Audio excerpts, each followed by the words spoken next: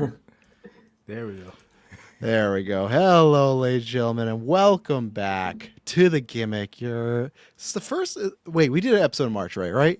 Right. This is the second episode. Yes. Yeah, it would have been after Chamber, so. Yeah, it's your bi-weekly Geek First one, but sometimes it's a weird bi-weekly. Sometimes it's like 3 weeks in a row, and then it's like a episode in a month. But we are on WrestleMania season, so we got maybe one more episode in between that. But then next month's gonna be busy with draft and predictions and the actual shows. But I am, as always, the Canadian Nightmare Tresnell. And I'm joined. Oh my God, he's into the Cody verse. Is that where that painting is? Is Tekla doing paintings of the Code? No, this is just one of her paintings, the one I like the most. But yeah, I think Into the Codyverse is a good nickname, especially with some of the stuff that happened last night. Can you imagine you pull up to that art gallery and you look at the name of it? It's like Into the Codyverse. Oh yeah, that doesn't mean anything, but yeah, no. Say that. Get some of your thoughts about AEW because yes, I supposed to interview and meet Tekla last night, so I'm jealous, man. I'm happy. I bought those stocks when they were low. I remember everyone on my timeline warning me, "Oh, the Spider Girl from New Japan." I remember after a month being like, you know what, I kind of like her. And look at her now. She's doing art. She's world's champion. There's like a really good shot she could be going into All In. We'll get there. But I think, especially with Toni gone, she probably is. I think we're looking at Monet and Tekla. So we'll see what happens. And then I'm joined by Justice for Cardona. Oh my goodness. David, how's it going today? I mean, it's going good for me, going bad for my man Matt Cardona, who's just got sent as cannon fodder to poor Randy Orton. Yeah, we're gonna get there. And that's probably where we're gonna start. We're talking about a bunch of stuff. So today's like a little bit of a catch up. There's not like a big overall because we will talk about Revolution, but that is a week old. So we're just gonna use some of those matches to talk about some of the stuff that's happened in AEW since then. But yeah, we're gonna talk about some of the new Mania matches and the builds there. We'll get some thoughts from S Bubs on Stand Deliver and what's going on in the NXT verse.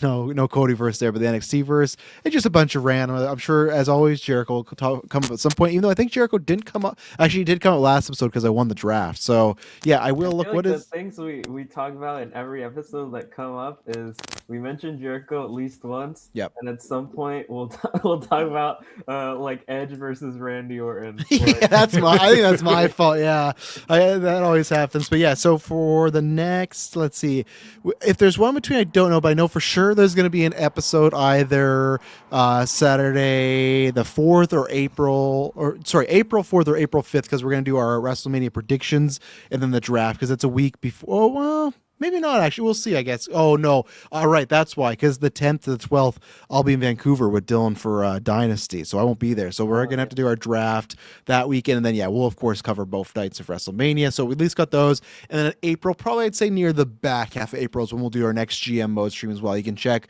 We did our first 5 weeks in the draft. Very close right now. So you can check that. That's on the feeds. But, yeah, let's get into this whole WrestleMania World Title Night 1 main event because I feel like we've been on such a crazy ride, right? Because I feel like for the first half of WrestleMania, I feel like the first 4 months after last year, once Cena and Cody was finished, I'll say that. Once since August, I feel like we've been like, hey, like what is the men's world title picture, right? We talked about Punk and Cody and Roman and Seth, and obviously a bunch of injuries. Everything has changed. And then eventually, excuse me, we get to Survivor Series, and it's like, okay, they do the stare down between Cody and Roman. Multiple people report that's the direction we're going. So, okay, we're going with Cody and Roman. Here we go. And then a couple weeks later, Saturday's main event happens, and then Royal Rumble happens, and a SmackDown happens, and Drew's champion. And then it's like, okay, it looks like they're going to be doing some sort of Cody and Drew.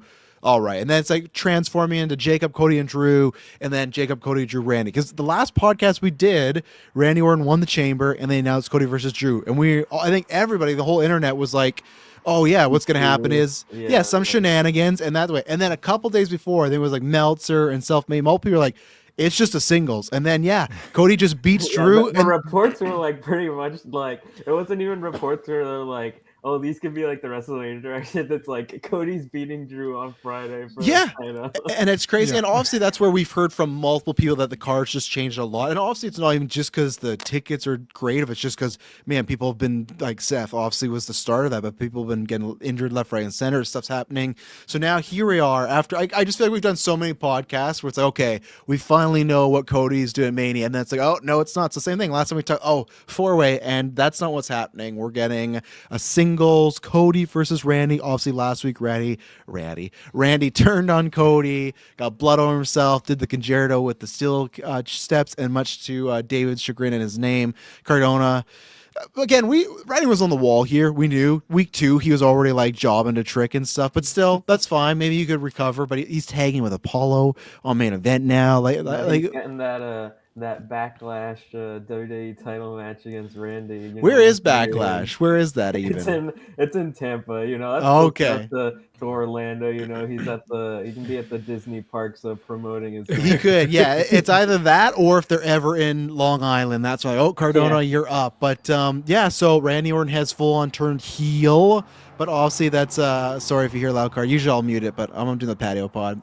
Usually that's been the debate as far as, okay, this heel turn happened, and so far it seems like people enjoy this Randy, but it doesn't seem to be working crowd. Like, this guy is more over than he was in the past 3 years. Yeah, he's getting big pops. There's a report, I think it might have been Meltzer, that was like, WWE knows Randy's going to get cheered at Mania, but they turned him heel anyway. Just, it's interesting. So yeah, it's like a my GM. It was like they know he's going to get cheered, but they needed a face versus heel match at Mania. It was like the report. Did they need it? Like that's just my biggest, and other people have brought this up, right? But that's my biggest complaint the night of, where I thought for sure they were going to do what they pitched for Cody and Cena. And I said this in the Discord, where the original pitch was they go to Mania and Cena's going to turn mid-match. And I thought, well, clearly they're going to do that this year with Randy, because they just did Cena turning on him, right? And even The Rock did. The Rock's like a bit of a different turn, right? Because I just feel like it was a slower build. He wasn't like an outright heel right away. He was more just a pissed off like babyface that turned into heel. It wasn't the whole, let's beat him up. Like even the Reign thing, that took weeks for him to beat down Cody, right? Yeah, it wasn't that just was like the not the go home, but like 2 weeks before, or yeah, like 1 week before Mania. That to me was like a natural slow progression. You could look at The Rock's character and be like, I want to do this match. People turn against me. I'm really pissed off. Where that was like Hulk Hogan like running over The Rock, like where it's like right before Mania to like escalate it to like the max level. Yeah, where the Cena one is the same thing, and that's where it is. It's just like Cena turns heel. We have a random celebrity involved, and Cody's going to WrestleMania, and he's not going to get cheered, and that's exactly what's happening now. Randy turns heel, gets beat down, bloodied. He's going to WrestleMania, get booed, and for some reason, again, just like Travis Scott, we have Jelly Roll. I get it, they team together, but why do I need to see Jelly Roll on my TV being like, don't be the old Randy. Because he's just a member of the roster now, He is. He's wrestling next week against Kit Will. Like I just feel that I know they would know Randy would get cheered, but I just the way to get here has felt very odd. But yeah, Dave, what are your thoughts on obviously the Cardona of it all, but then thoughts on Randy and I legitimately feel like Cody's going to get booed more than he did last year. Because I feel like last year wasn't a 50-50, but you still your Cody people. But now it's just like, oh, cool, Randy's back. So it's like, and I just feel like Cody, Cardona, they're being booked to be looking like geeks right now. They're looking like losers. Like, it's just, I don't know. So what are your thoughts on all this? That now we're just getting a straight up singles happening. I think that if they knew that Randy was going to get cheered going into WrestleMania, just let it happen. Let them both go in, get cheers, and then do the turn in the middle of the match. I think it'd have been more impactful. This has just been weird, and now it's like, okay. And I'm sitting here thinking tinfoil hat on, like, who in TKO paid off the government to get Ted DiBiase Jr. off so that he can now be part of the storyline? Like, is he going to be the next one? Are they going to do a callback to Cody's indie run and call up Ethan Page so he can get beat up next? Like, who's going to be the next cannon fodder to him like that? It's like, it's just been weird. And yeah, all this Jelly Roll stuff, me and Espos were talking about this before you got on. It's just like they want Jelly Roll to happen. It's like, stop trying to make Jelly Roll happen, please. Like, everything last night was written in. He's going to have another match next week, and that's going to be more build up to something at WrestleMania. It's just like, you guys, you dropped the ball with Travis Scott. He said he was going to do it, then he just no-showed. I get it. So now you're going with a celebrity that is all in and you can trust and everything else. But this is just, it's too much. Like, I'm tired of seeing Jelly Roll in this capacity. They had his fun little tag team match. Cool, you got that out of your system, but I don't need to see more Jelly Roll storylines. Yeah, it definitely feels like they wanted Bad Bunny and then they didn't get him. Like, well, Jelly he'll take the call. We know we got him. But yeah, what are you feeling, Espos, about the turn of the feud so far? Well, I did like the turn, and like Mhm. I say, I didn't really get to see SmackDown last night, but I watched like through the clips, and it was like people are really liking it just because like it's just he's like he's so over the top as like an evil guy that it loops around to being funny, but like in a Yeah. good way. Just like when he's yelling at Cardona and just like walks away like 2 steps and then turns around to hit him, and obviously like calling him into the ring just to like hug him and the stuff with the phone calls. Like And what I do like the theory. I hope people are right that Randy's just talking to himself on the I phone do like that calls. a lot. I Yeah. do like The that. voices in his head. Yeah, like I think go because I think the problem with I had the Orton turn right now is it's like okay he turns on him and I was fine with that he was going to turn on anybody, but then it's like right away oh well I hear voice in my head. He hasn't been hearing voice in his head for like other than Michael Cole being like oh he's hearing them. He doesn't seem like a crazy guy. He just seems like a fucking jacked dad that shows up to work like I'm gonna wrestle for a couple months and then he leaves right like so I would like them to lean in and him get like really over the top. I think that's fun. Again, I just don't think it's back to Judgment Day when that started. When Edge turned heel, no one wanted to boo him. This isn't the same thing, but like Edge was gone for what 6-7 years. No one wanted to boo the guy. And same thing, Randy. We don't even. It'd be different if he was full time, but he's not. Sometimes he just disappears for months, so people miss him. And like '09 Randy is like everyone's favorite Randy. So if you even want to try to evoke that, everyone's going to be hyped about that. So I just don't at that point. I think as much as Cody wouldn't like this, I feel like it would have just been safer to do Randy and Drew then, and just have Randy do this stuff, but just as a baby face. Like just get the pop, do '09 like Orton, but he's a baby face this time. And Cardona, it's just like it says Discord. Why is he walking out there? Why is he hugging? Why is he hugging Randy Orton? Like, what do you think? Like, I'd be fine if there's an attack, and I'd rather just Cardona just go into the ring and call him out. Like, you beat the shit of my friend. I'm gonna beat you up, and then Randy comes from behind him, low blows. I'm like, there's cheap ways to do it, but why does Cardona have to look like such an idiot twice? Like you said, I suppose you walk away, get hit, and he's. Anytime you see some profile or thumbnail of wrestler on the ground and wrestler just standing over them, they look like a loser. It's like a power shift. I'm very curious how Cody gets there and responds when he's back. Because at least with the Cena stuff, he did have some promos that won the crowd over.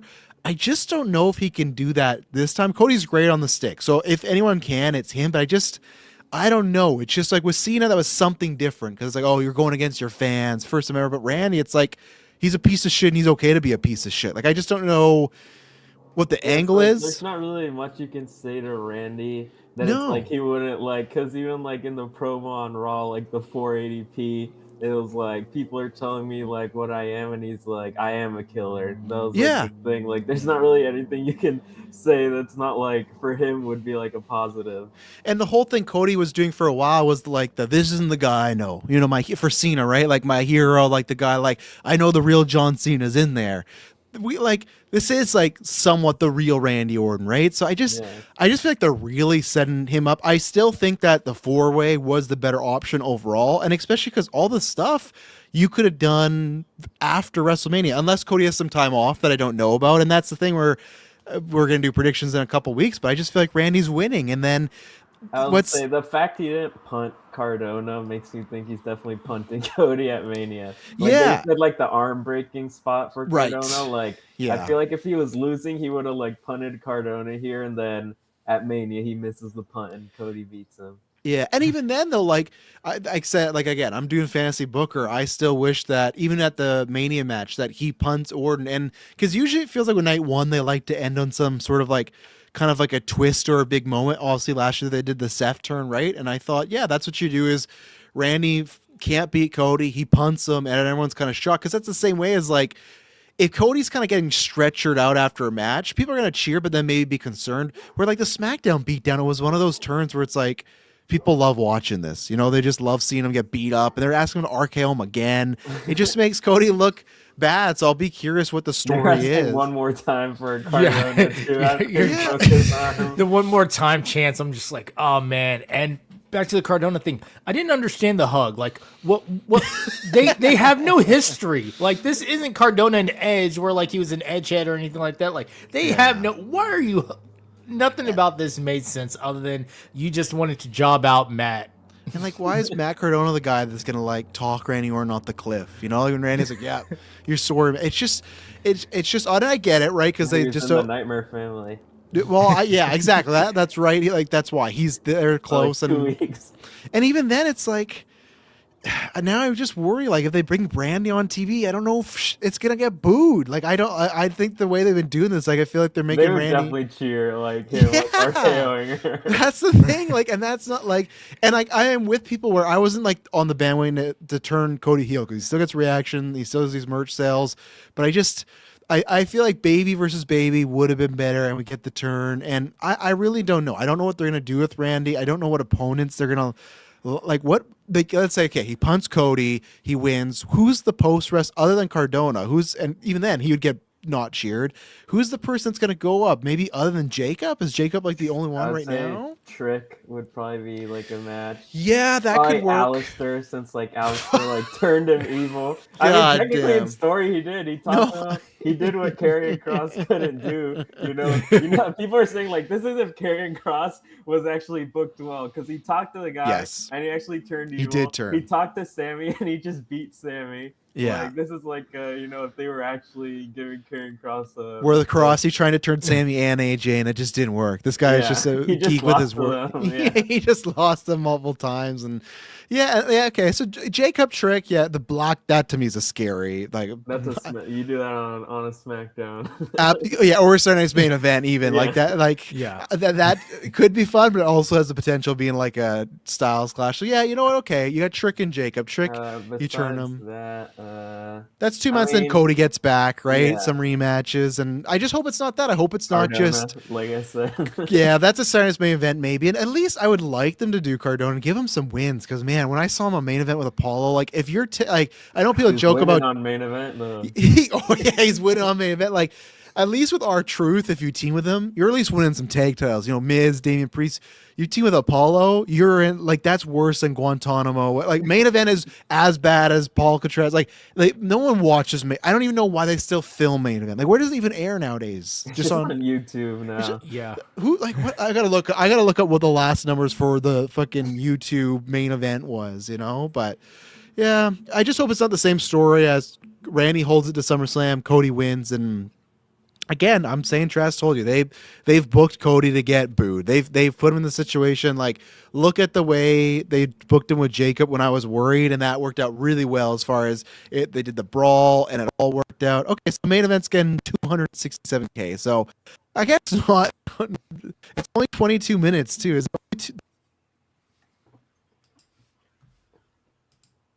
I think you muted. Yeah, lost audio.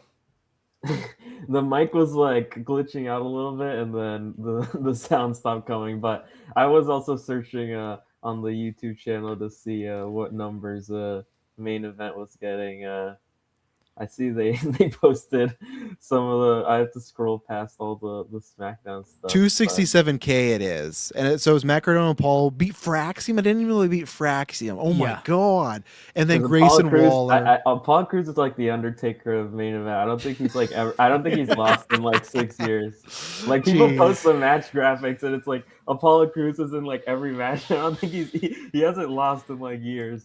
That's great. And then it was Grayson Waller versus Shiloh Hill, who I don't think I've ever seen ever. I know he's on NXT, but if you were very like the vignettes for him were like they were like so bad it's good, but in ring it's he's okay. Like he's still green, but the vignettes were like they were so bad. It was trying to be like, I don't know, like Gen Z, like Bray Wyatt type stuff, but it was just like hilarious.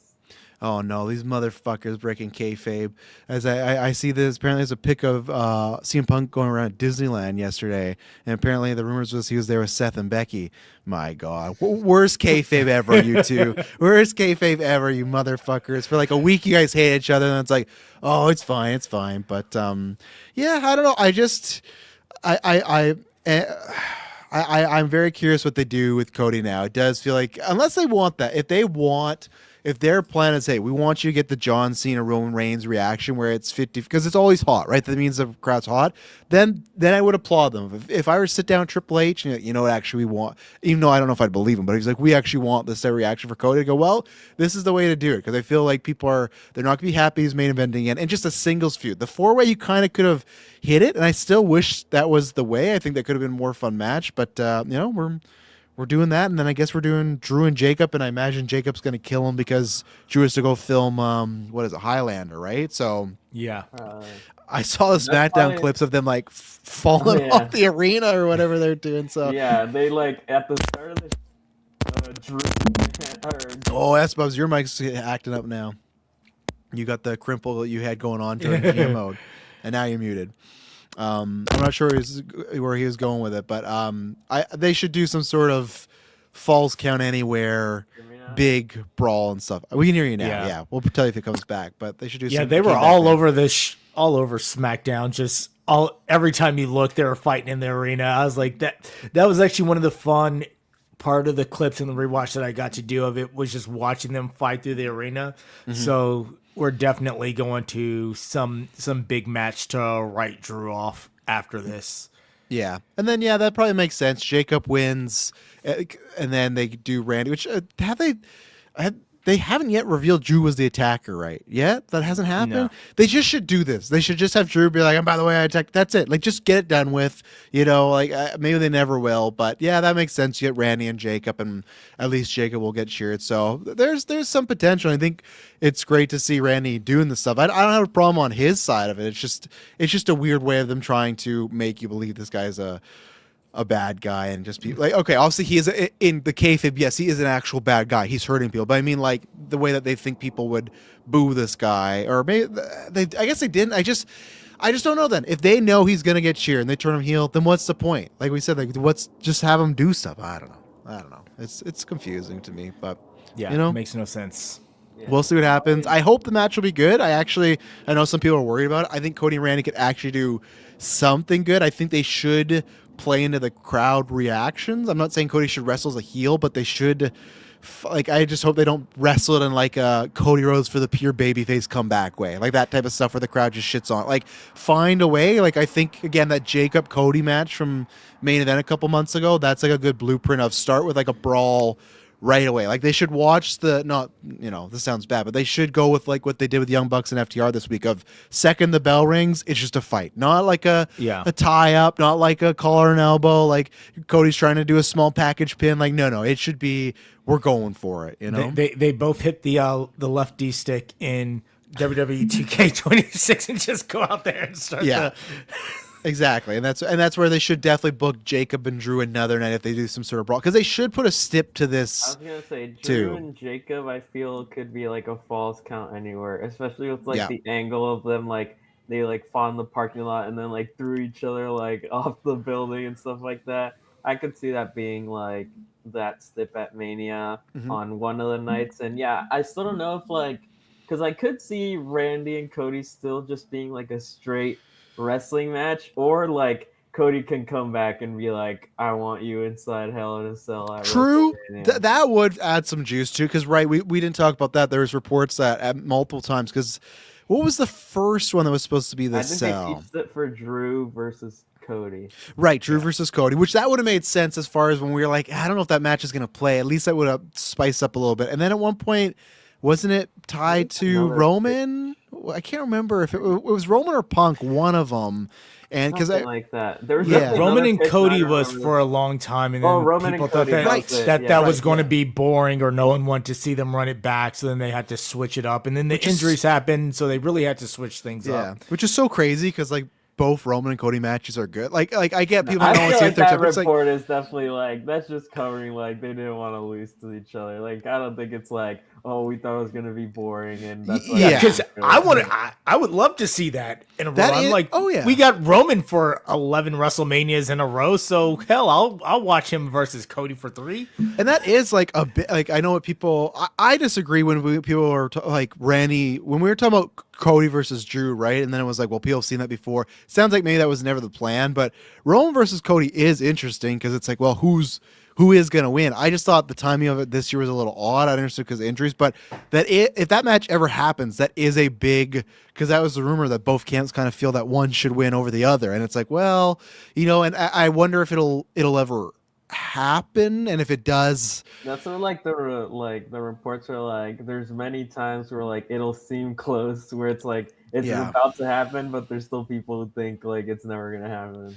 And like as much as I'm a Cody guy, like I can't make the case for Cody to win that one, because if you looked at the trajectory, it's like, hey, Roman won the first one, but as a heel and he cheated. Cody won the second one, and if it's like the feud ender, like even though he like came back, it's like, do you give it to the guy that left and started AEW? It's like, I don't think so, and I feel like that's the way Roman's probably like, I ain't doing that. Like I'm not leaning down him for the third one, right? And it's just like the only way I think it's fine is if we ever get Cody as a heel, then he could easily lose, and it doesn't even matter then, because it's like okay, but if they're both baby faces, that's where it's like. That's tough, because then you establish that hierarchy. Where this year, it doesn't matter. Punk, you're getting the hierarchy, as his cousin used to say, the hierarchy of Netflix Raw is about to change. Because Roman, he's still being Punk. Back. Yeah, Bloodline. Yeah, exactly. They're setting up. I said this last Gimmick. It's gonna be a ref bump. The Usos are gonna run in. It's like they're gonna super kick Punk. Yeah. You're going to hit the 1D on him, and then Roman's going to win. And the crowd's going to cheer, too. It's not even going to be boos like some people will. I said this last Gimmick. I literally think Roman thinks he can run back the Bloodline thing again on Raw, though, of being part-time and all this stuff. Again, the part-time stuff doesn't matter. People had that debate this week, which, Roman he didn't have the best promo this week. They definitely, but I think some of that's a bit on purpose, because when people are like, oh, he looked like the young boy, I'm like, I kind of think that's what they're kind of going for right now, because the weird thing with the weird thing with CM Punk's character was he was doing the old grizzled vet thing, right? And it's like, okay, what young guy's gonna knock me off? And I think clearly because he's losing to Roman, they're trying to position Roman as like the young guy, even though he's been like the 11-time main, like he's not like Braun or like anybody else that was gonna beat Punk, but they're trying to make it look like, oh, if Roman beats Punk, he's no longer like the young boy, he's not below Phil anymore, right? So I know it's people like, oh, Roman's pointing out he's a part-timer, bad promo. It's like, yeah, but the crowd doesn't care. They don't care that he's part-time. They're cheering him. They'll only boo when Roman's not there. The second Roman's there, the ones are up. They're buying his fucking bad OTC one merch, So I am surprised. Is Larry coming up? Because that was the original pitch. And do you think they're saving that, or did Punk drop the nah, brother? That's not happening. You can't talk about my dog. Like apparently it was supposed to happen. I feel like you might have. There was something else that I'm trying to think. I think if they're wanting Roman to go over, you leave Larry out of it, because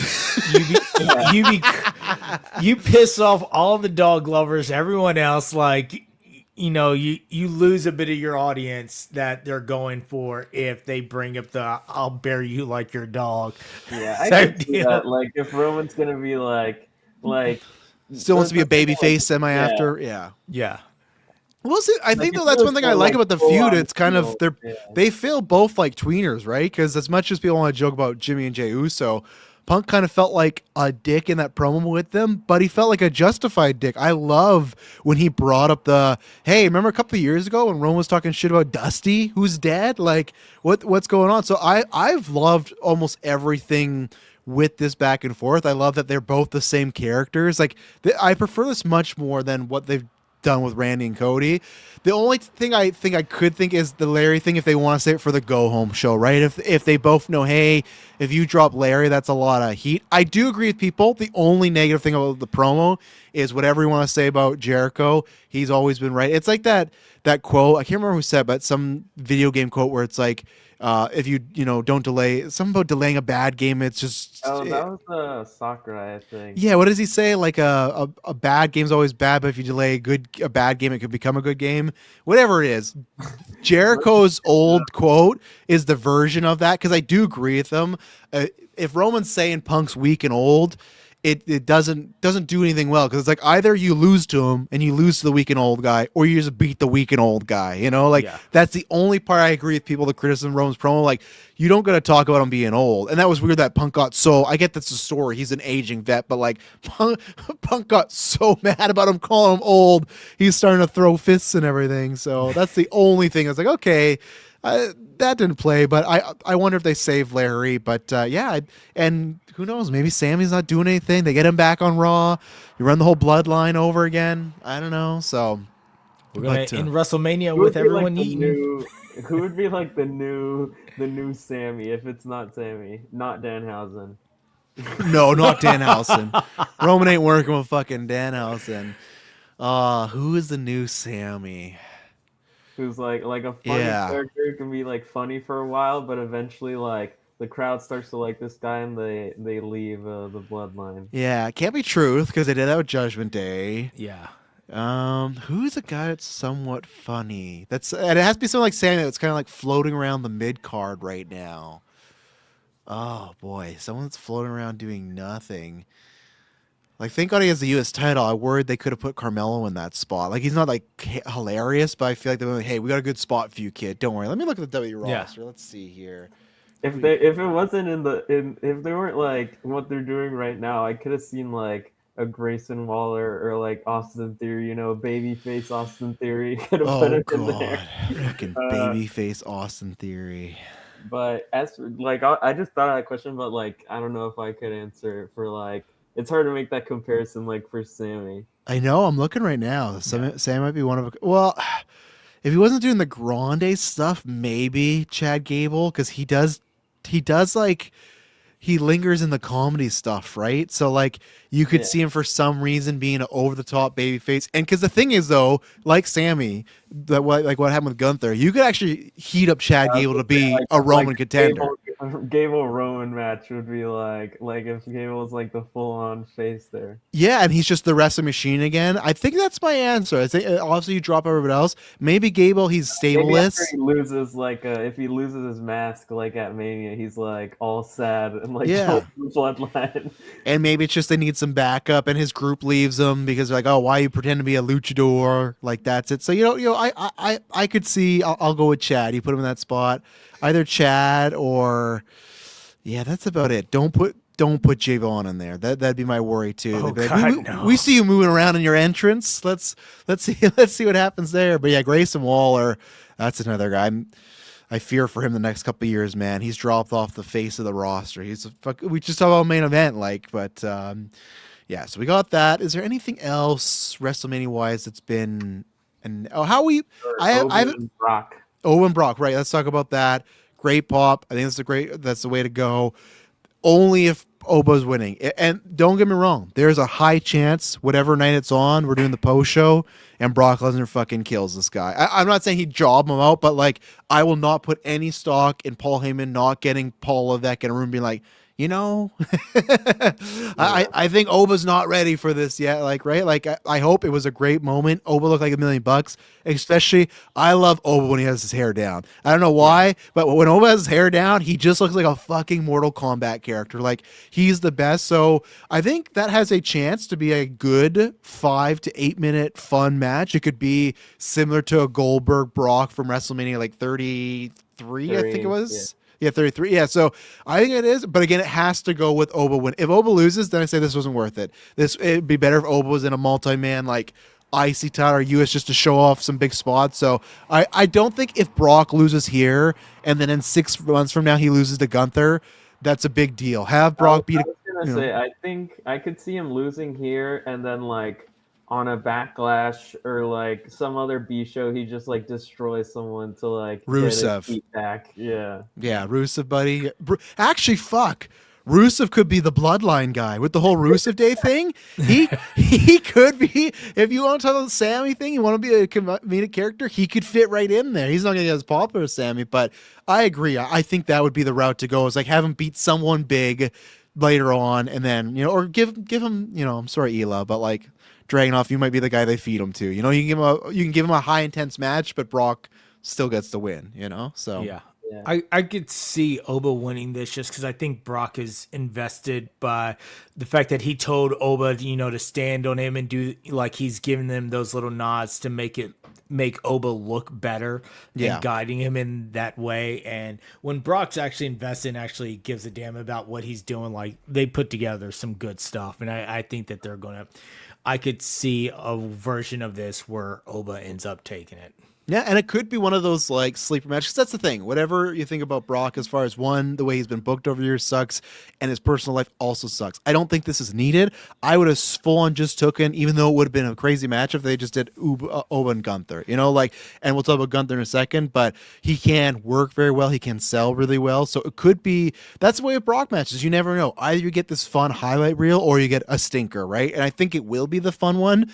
I do think this is better that they've announced it though. I didn't like the idea of just Brock standing in the middle ring for weeks, nothing going on. Like, get the heat going on, and obviously some plans have cemented, and I think this was smarter than the idea of, well, maybe just night of Oba will come out. Because I think they had that like just in case to like help themselves. Like, we can keep this open challenge thing going like as long as needed. If it's like if we need to do it all the way to Mania, we can do it. If not, then. Because even with the plans, maybe if some other plans shifted, they thought, we might need Oba in the spot, so we can't announce him yet, right? Like that, it was smart in that aspect. Like, let's not announce it now. It just would have been done the night of let's win. Because especially too, you don't want the thing of people chanting Oba and then someone else comes out, and it's like, again, two nightmares, in my opinion, scenarios. It was a good fake out of the Seth Brock. Oh my God. When David dropped into Discord, I'm like, oh my God, I don't need to see Brock and Seth again. Because that's one of those too, when they set that up.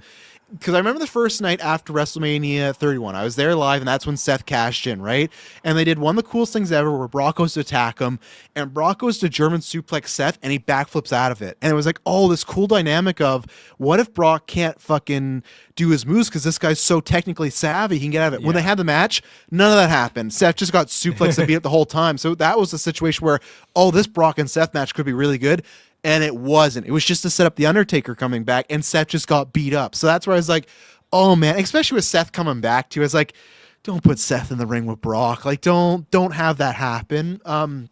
Speaking of that, because I think we've talked about the rumors they want to do some sort of cell match. I still think, hopefully, right? You had said that they're Theory and Paul are going for the tag titles at WrestleMania. That seems like what the setup is. So, and I think there was a report by Body Slam this week that they're hopeful Braun can get back. I really do hope they can do Seth and Braun, because as we talked about last episode, I don't think anyone in the world wants Seth and Paul at Mania. So I hope that can happen. Yeah. I do wonder from like an ego standpoint how I feel like since Logan Paul's signed that full-time contract, WWE's been like, we got you. Yeah, you got to do what we say now. Like it felt like he always had these big matches. Like him versus Usos, man, that is like, if I'm taking a bathroom break during the show at WrestleMania, that's it right there. Like nothing more than Theory and New Day versus War Raiders from but at least it's a gimmick. Like you got to be, but like Paul and Theory together is a nightmare squad for my likes. They're talented guys, but do we think that's just a straight up Paul, Theory, and Usos, or do you think it's gonna be a multi-man? Multi-man. I don't really know what other teams you would like put in there besides like if you just added in like a New Day for no reason. Woods is hurt though, right? I think. Yeah, they are kind of teasing that like Kofi bring back the Street Profits to be like his new teammate or something. Don't put Javon there. My hope for that is that it just gets Kofi into the multi-man, because you got Penza right now. They're definitely doing some being a ladder match or just like a multi-person match. Yeah, and like Dave, you mentioned the Street Profits, like that's correct, but like at the same time, it's like they're like scared to book these guys right now. So I think it might end up being a straight. I could see this one being the straight up. Two straight up. Yeah. Well, and I was gonna say I could see SmackDown, but what are we kidding? SmackDown's not making. Before me. Yeah. SmackDown's not making the main card. Who are we joking? SmackDown, because who just won the goddamn tag? Right. The weapon truth. Man. You see the photo with Triple H? I saw the fucking photo. Yeah. I saw the photo, and they had like 10 different photos of him with the other people doing the point, and with him doing this. Like, I'm sorry, Damian Priest, it's over for you, man. You're now a tag team guy. You're holding the rope. So okay, so yeah, they'll defend the SmackDown one, and then with Finn and Dom, do we think they just get like put into the multi-man IC situation, or are they getting like a one-on-one? Just a 1v1 match. Yeah, I hope so. Yeah, and do we think it's Finn or the Demon? I swear there was some report that they wanted. I think, well, because this match was supposed to happen at SummerSlam last year, Right, and it like had on Unreal, it was like the Demon Finn Yeah. Balor versus Dominic, which so. is just so funny. It's like Finn Balor has to break out the demon to fight Dominic Mysterio. Finally gonna win. Yeah, the I ultimate hope. boss. Yeah, like I hope the reason they give that is because like Dom's got the backup, right? So he can like power through the interferences of, JD and Raquel and everything. So that's gonna happen. And because I'm not watching weekly, like what's going on with Stephanie and Liv right now? I feel like they've been doing the promos. I feel like it's been quiet the past 2 weeks for this build. I feel like it's Like, well, because they had like in the gauntlet match, like Liv was at ringside, right. Yeah, and then she tried to help Raquel and Stephanie Stephanie came down. to Yeah, like fight, and they fought to the back. And then this past week, like Stephanie was fighting Raquel, and like Io, who was the one who like got cost of the interference last week, came out to like fight Liv. So they've still been yeah. involved. Like they've had stuff every week, pretty much, whether it's like Okay. promos and segments and stuff like that. Hasn't necessarily been like, I would say like a top tier Mania build, but it's not like they're doing like, it's not like they're just like off TV. It's not like Jade and Rio were there. That apparently, like I haven't watched. I've seen some of the clips. These poor ladies are just getting like destroyed on social media. These promos and stuff. Like it's and because we talked about a little bit like some of that Twitter drama that didn't go anywhere, and now they literally put Michonne and BFAB just so Rhea can like have some fodder for the what next. I saw people saying is like the fact they didn't do like them joining with Jade like at Mania, probably like Rhea's still winning at Mania. Like if they had like run out at Mania to like help Jade win, it'd be different. But the fact they didn't before is like, well, there was like I saw like someone commented like based on like the reports of like they want Bianca like at Mania to do something like that's it right there, the save, taking out the goons there, and like Ibu like quote tweeted that with like eye emoji. Well, yeah, that, and I saw someone else too, I think based on the same tweet, and they said, oh, you get EO joined as well, and I think that'd be fun where the triple threat last year, they're standing tall where Rhea's with them. I could see they did like that one year, they did like Backlash, it was like Roman and the Usos against like Drew, Riddle, and Randy. I think like you could see that being like Rhea, Bianca, and Io against like Jade, Misha, and BFAB. You know what you're talking about that, which is a good like formula. The formula I want them to bring back, they've never done. Man, for WrestleMania 32, when they took the two main events, it was Triple H and John Cena versus Kurt, Randy, and Ray. I would love them to do that on a Science main event right now. Have Cody and Randy. Now, I would also you would have to do that before the turn. You could even done the turn there, but imagine you would have done Punk and Roman versus Cody and Randy.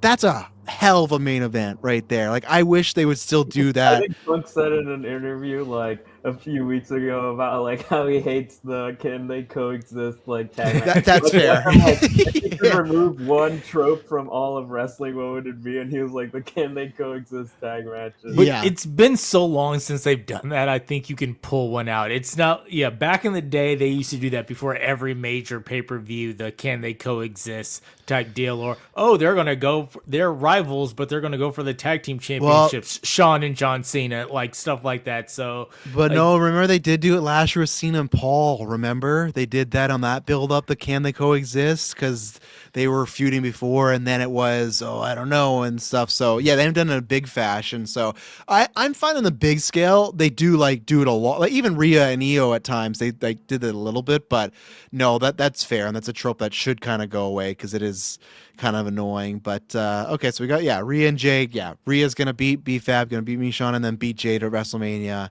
And then she's SmackDown's champ. I'm so curious how that match is gonna go. I'm gonna have my eyes peeled because same thing. Maybe that's a fun highlight, or it's just man, what a stinker. And then Jade might be in the mid card forever. They're gonna do what they're doing to my girl Marina. Who, you know what?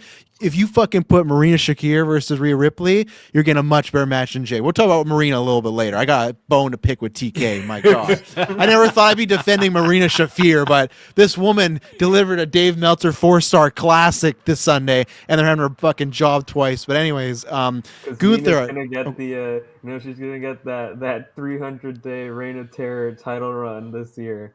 In ROH though. No, main champ, Okay, that's fine. Yeah, give it to me. I'm happy. But yeah, and then Gunther, the rumor was they wanted him to work with Ray, and then Ray's been injured, so they kind of don't know. I wonder, like, was that going to be a Ray would retire sort of bit? Like, it doesn't feel like Ray's settling down, so it's just I like. mean, the fact that he gets like injured in like every match, maybe he should be retiring. But That's true. That's true. He could be Yeah. he could be a manager or PC or whatever. Because didn't he do commentary? He did in AAA, right? AAA commentary. Yeah. Like, he does the English commentary and he like translates like the Spanish promos like live. Yeah. And Ray and Gunther, I actually think that's like a good.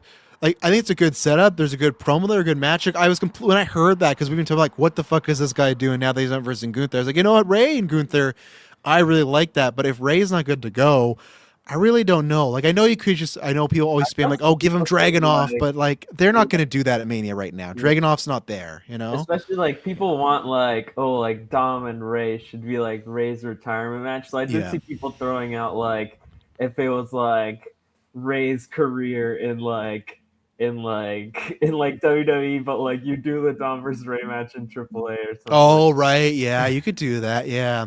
And here's one. I didn't even know on the roster now when people are injured, they put like a little plus medical sign by them. Because I'm looking at Kevin Owens. Is that like SmackDown Hotel or the actual? So, it is SmackDown Hotel. Yeah, my bad. Okay. Say SmackDown Hotel will give you the SmackDown plus medical Hotel sign. We'll more- tell you who's on TV. Oh, yeah. No, it is. I saw that was more WWE accurate. doing that now. Like, this guy's hurt. The fun ones are just the inactive. Yeah. And now I'm looking at it. I guess this is another person that could versus Gunther, because this was talked about along with Seth was the LA Knight Brock match. That to me was a dangerous match. I don't think that could have worked. Brock versus Dean Ambrose 2.0. 100%. I think even though it doesn't fit with the career killer thing, you could give him LA Knight in and honor of Cena. something. Yeah. You know, I was a big man. He refereed my match, but I was gonna say with LA Knight. It could be good. But I was gonna say, is there any like legend that's out there they could reach to come in and lose job to Gunther? Like, I've been trying to rack my brain around. Is there something that's like somewhat active? It's not Stone Cold, because it sounds like he's just not doing anything right now. It sounds like he doesn't want to wrestle again. I can't think of anybody with Gunther that's someone that's out there that's like ring shape that could, you know. I feel like there's people like even like the meme pic of like Undertaker. I feel like he's like he said like his knees are like too cooked to do anything. He ain't giving old school. So I don't know, like imagine something where like you don't even think about it, and they're like, oh, it could be this person. Imagine it's Matt Cardona and they send him to like just NXT again or AAA. You're gonna put your WWE career on the line. So yeah, I mean, you could do something like someone has their like SmackDown or Raw career on the line. That's like what Daniel Bryan did when he left. Right. Like, that retirement match is actually only for his SmackDown career if you watch it. So I guess they still wanted a chance if they ever brought him back to re-sign to just put him on Raw. Yeah. What a weird thing. So, yeah, I guess we'll have to see. And then, yeah, we got the women's tag title. Seems like that's going to be a multi-person. They're setting up Charlotte and Flair to get a shot, or Charlotte and Bliss to get a shot. They got the Bellas. They wrestled, was it last night or that's coming up, the Bellas? Last night. Last night. How was that match? I didn't see like anyone really talking about it. I heard nothing about it. Surprise, there was a Bella botch. Yeah. I was gonna say, I guess it could have been like, it couldn't have been completely horrible or great, since like I haven't seen like that many clips of it. If it was like either way, I only saw like the ending that was just like a DQ. Yes, I keep seeing the clip of Charlotte fighting Nia and how Nia is just like not selling for her. Those two are just fucking oil and water whenever you put them together, man. So yeah, that'll be it. I'm still sticking with my prediction that's Bellas get their moment at Mania. They're gonna go for the cheap pop there. Also, so Lyra and Bailey are probably gonna be added to that match. Yeah, they did that on Raw. Yeah, because Bailey can't beat anybody. I still haven't seen AJ and Bailey. I gotta watch that, but and then Bailey can't even win in AAA. So it's just like Bailey again. The TK money's in right there. It's right there. I know you're gonna change your name, but come on, get out of here. You're. I feel like this is your role now. You know, like they gave you that WrestleMania shot against EO, and now this is it. But that multi-woman should be fun. So I'll say the Julia and Tiffany. I feel like that's gonna become a multi-woman match, because they're doing Julia and Tiffany for the U.S. title like next week, like on SmackDown. But there's also like this week they teased like Julia pretty much saying to like Kiana, like, I don't really need you anymore. Yeah. And then like Chelsea is like kind of still involved in that whole thing, but she's like injured, but she's not really that like. You can see like interviews She could work and a stuff with her 4-way. where she's been like walking around and stuff. Yeah. Like the wheelchair is just like kind of a joke gimmick that she's been doing. But like if she needed to wrestle by Mania, she probably could. Yeah. So I feel like it's a triple threat or 4-way with Kiana or Chelsea added into that. Yeah, that makes sense. And then they could probably have those separate nights, right? Like the women's tag on one and the US on the other. And then it's just for me a question if Asuka and Io are going to get in that card. You know, like I said, it's interesting because I feel like because I don't know, because the Asuka and Io thing is interesting because Asuka and Kyrie are still like they always kind of talk like, oh, we still want like the tag titles that we lost. Yeah, but that could still be because. Yeah, it's interesting. I still really don't know what's gonna happen like that. It feels like they kind of have like both options, and they're like still deciding on what they want to do of like putting them into a tag title match or doing Asuka and Io. And Io and Raquel, as people are saying, which would just be like such a weird like Mania match. What? Oh, I thought you meant teaming. I'm like, what the fuck's going on there? That doesn't work. The only word I do have too, if that thing we talked about where it is Bianca and Io doing the save, I do worry they could be like, well, you're gonna have like a moment in that match, so we don't want you to have a match to take away from it. I hope not. Jade's show up on Raw and like beat up Io, and makes the save at. Does the bloody Jimmy Uso gimmick with Io, in front of Rhea. So I hope not, because again, to me, I think that's super weird if Io beat Bianca and Rhea last year and she's not even in the card wrestling. That's super weird to me. Like even at least put her somewhere like an IC or the US. Like even then, I would take her just like, oh, for some reason Io's also in the US multi-woman match. Like make a reason, whatever. Just get her on the card, not just doing an interference. I would say like for me with Gunther, like even though it'd be like very much like a step down just in terms like I would just like if you really have nothing else for him to do. I would just put him like you get that ladder match where there's like a bunch of high flying guys and just put him in there to just like throw these guys around in this match. Yeah, you could be. Yeah, I think I'm still on the bandwagon. I'd rather have him have a quick solo, and that's why I'm pitching the LA Knight thing. But yeah, same thing. I don't want him not to be on the card. That's just super weird. Because didn't it happen? Oh, like last year, was it last year Sammy, right? He just wasn't on the card. Like, took a package pile driver before Mania and then just wasn't on the show. Yeah, it was super weird. Like he's doing nothing. This guy beat Gunther last year. He's doing nothing. He might have done something because he was on the Raw after Mania. So maybe because remember KO and Randy got canceled because of KO's injury. Yeah, there might have been a chance he could have been like involved in that, especially since he was back like literally like the night after Mania.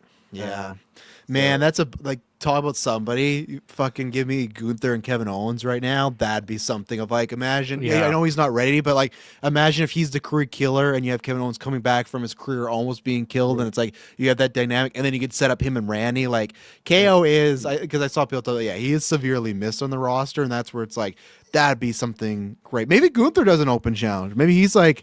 Maybe he's just Hendry, he's mad. And he's just Gunther. Honestly, you could do something like that and just have like Gunther get a quick 2-minute win on somebody, and that's it. He moves on, like I don't know, or you get Santana out there. And Gunther's got to be on there in some way. Like you cannot leave him off the show. So I don't care if it's a squash or what, but or you just get like like a Leon Slater just to have a fun. 10-minute match there at Mania where Gunther wins. I do wonder because Triple H was around the era in the WrestleMania 18 to I'd say 24, 25-ish. They always, not always, but lots of Manias, they'd be like, okay, Carlito's not going to have a match, but what he's going to do, he's going to have a segment with Roddy Piper and Stone Cold. I do wonder if Gunther's going to get that. If he's going to. They did that at Bad Blood where he had the segment with Goldberg. Where he didn't have he was world champion. He didn't have a match. Yes, but he just had the segment with Goldberg. And I do wonder because Sean Ross Sapp did say that WWE was trying. God damn! Career. I'm so over this. This whole wrestlers getting fake mad at Tom Brady, and Liv making herself look like an idiot by saying I don't think football players could transition to it. It's man, half this fucking roster's football player. The Rock, the whole the Rock, Goldberg, Roman, Braun. It's Brock Lesnar was with the Vikings.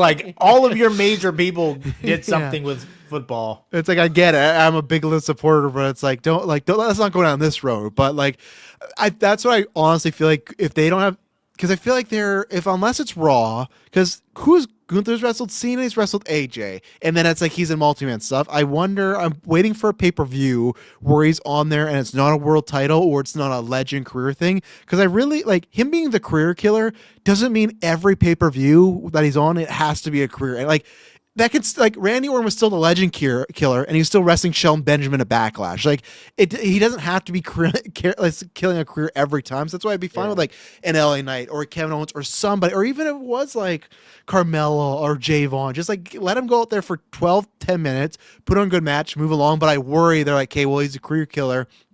And that's where I wonder, because Sean Ross Sapp a couple months ago did report like that he's trying to work with Stone Cold, and I don't think it'd be a match, but I wonder if you could get like a segment with Gunther and Stone Cold or something like that, like some sort of legend. So I just worry that if they don't have a big match, they're gonna have him there. But yeah, if they keep him off Mania, to me that's really bad. So what? 2 years ago he loses to Sammy, last year he loses to Jay, and then he's not even on the card. Like, you know what his segment is? They're gonna do a thing where like the Hall of Fame like inductees walk out on stage. You know, AJ's there. You know, Gunther's music hits. Stare down. They have like a stare down, and then probably AJ like punches him or something, and then they like get separated. Well, and you gotta have Dennis Rodman there too, do something for sure. You know what you could do? I don't want this because this is a full Vince booking, but they sometimes do this. You could do a fucking segment of the Hall of Famers taking turns hitting Gunther. They did that it was like Raw 30 or whatever. They had the Ascension. Have you ever heard of these guys, S-Bubs? The Ascension? Oh God, they got buried. So they were at that time, they were the longest running NXT champions. They were a big Triple H project. They were very like Road Runners Demolition. They had paint. That's what I was gonna say. When I've seen them, they just look like the knockoff like Road Warriors. They were, but in NXT they're booked to be like dangerous. Like you don't mess with these guys, they're gonna fuck you up.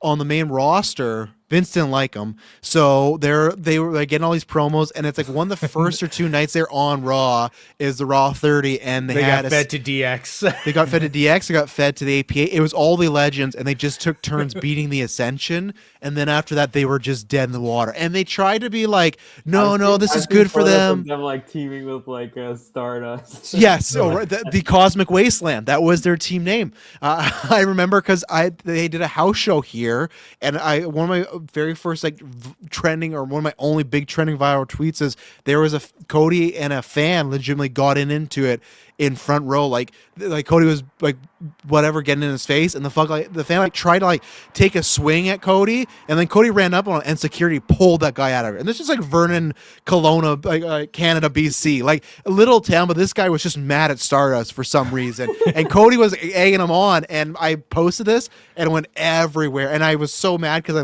used the wrong handle for Cody Rhodes. So I was like, fuck. But yeah, they were the Cosmic Wasteland. But yeah, they buried him. So yeah, you could get Gunther getting the big Stephanie McMahon slap. You can do all that. So yeah, we'll see. I hope he gets something. But yeah, so those are pretty much all the matches right now. It's interesting. I think they're gonna have to do a big work rate one with Cody being like, it's gonna be a sleeper Mania. You can't pre-say that. You say that after the fact. Like, you can't like just say, watch, it's gonna be a sleeper Mania. No. That means everyone has to deliver. I hope it will be, but like, I think it has a potential to be what Cody's saying, where it's WrestleMania. It's like, on paper, there's some iffy stuff, but events could be like really great. Or very meh. Like they have both ways of going. Yeah. Like, what match is Roman gonna work? Is he gonna work that Bronson Reed 40-35 main event style cinema thing, or is he gonna really go? Is same thing with Cody and Randy? They already have. I mean, maybe that's with it being the triple threat, but I thought like last year Seth Punk and Roman was really good. I agree. But like when you talk about Usos interfering, like there's stuff they could do there that could go off the rails. And same thing with Cody and Randy. Is it a fight, or is it Randy's going in with a headlock, brother? Is it? It could literally be Randy and Triple H. The greatest wrestling match of all time. Yeah. And again, it comes. You talked about again. Greatest wrestling match of all time. It's a good match. That's a good match. It is the greatest. Yeah. And that's the thing. Like we joked about it. I'm a defender of the match. Randy has that recently of Edge and Randy, right? Another one of like, man, what a stinker people feel. I don't feel that way, but Randy and Cody, I think, has two ways where I'm a defender. I think it could be great. They could do that. I think it all depends on how they book Cody in that match. If they book him like the white meat babyface, it's dead in the water. It's going to be Triple H and Cena from WrestleMania 22, where they booked it that way, where it's built for Cena to finally get the comeback.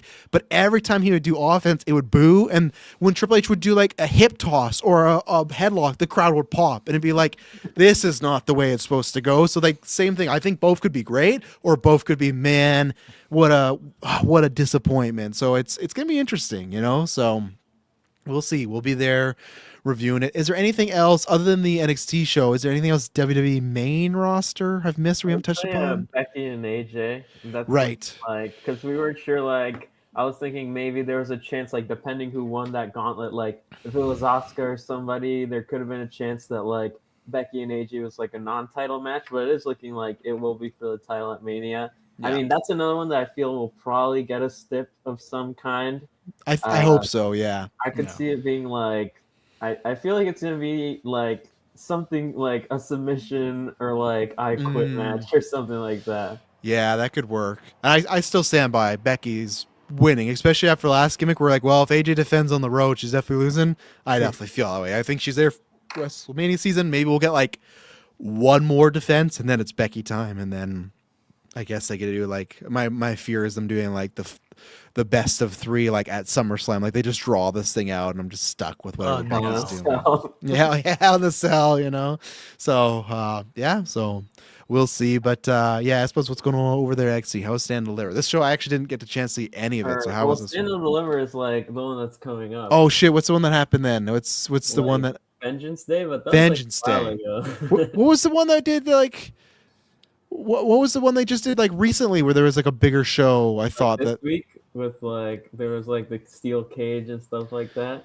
No, then maybe I'm wrong. I guess Stand Delivers the April show, right? That's like a couple weeks early. Yeah, okay. So what's the card shaping up right now? Yeah. What's the card looking like right now? For Stand and Deliver is I'm trying to think. Well, the men's title match is gonna be. I mean, they haven't confirmed, but it's gonna be this. It's gonna be Joe Hendry versus Ricky Saints versus Ethan Page versus Tony D. What the fuck? What's Tony D doing in there? Tony D is like the Sting of NXT right now. He's dropping in. He's got his crowbar. He's beating everybody up. He won before the Dark State. Just like absolutely destroyed them. So now he beat them all up, and now he's coming for the NXT Championship that he's never won in like his 6 years being in NXT or whatever. So he just stood tall over the three other guys, just like destroyed them, and said he wanted the NXT Championship. All right, sure. Tony D that's still a thing people think is gonna, it's not happening. But that I don't know if that could be fun. That could also be kind of a stinker. That's a weird force. Joe and Ricky at Vengeance Day, it was better than I thought. It was fun. There's definitely like shenanigans and stuff like. There wasn't a full ref bump, but there was like Ethan Page was like on the outside, like distracting. They like both low blowed each other, not at the same time, but like at different parts of the match. Like Ricky low blowed Joe, and like that wasn't the end. So like as revenge, Joe low blowed him, and then that was the end of the match. But I mean, I feel like it could be fun. That's probably it's definitely like the reports are like probably Ethan Page is going up after that match, so I don't think he's winning. No. I mean, they could just give it to Tony D finally, and Joe just loses it, and then that's like a feud there for a while. Yeah. Or Joe could also I don't think he's gonna go up, but he could retain, but he's also the guy that I could feel like 1 week they're just like, get Joe up. Like we want someone there for SmackDown after WrestleMania. Like I think he will be that type of guy that Sean gets that text of like, we need him now. It's like there's gonna be no warning. He's just gonna be gone because they want they want that WrestleMania crowd to sing his song or whatever it is, So before WrestleMania, it's interesting. Like I could see like the people who lose here being like either like the Raw after Mania or even getting involved in some of these like multi-person matches at Mania. Yeah, that's true. Because that happens sometimes where there's some crossover between. Yeah. Because what was someone was like that last year where they were working Mania and Stand Deliver, right? not both, but like remember Roxanne was involved and like people thought they were gonna do like Right, Bailey and Bailey and Roxanne her, match. yeah, Then she randomly had like a match with Tiffany on the road to WrestleMania 2, like on a SmackDown. yeah. Okay. Uh, so that's the men's NXT title match. Hmm. The North American title match is just like it's Miles Bourne versus TBA. Like they're having a gauntlet eliminator match, and then the person of that match. That was David Finley's spot, brother. That was his spot right there. I'm telling you, it was birthright and him Yeah, winning. I believe the birthright guys are in that gauntlet. Like Lexus I King and Charlie 100% he was going to be birthright. I guarantee you he was going to. I'm not saying he would have beat Miles, but I bet that would have been the like hot. We got David Finley, new signing. He gets the WrestleMania NXT type of spot. So I bet that would have been his spot right there. So, but I'm sure Miles just retains whoever it is. You know. Yeah, it could be. I mean, I don't remember. I don't think they've announced like.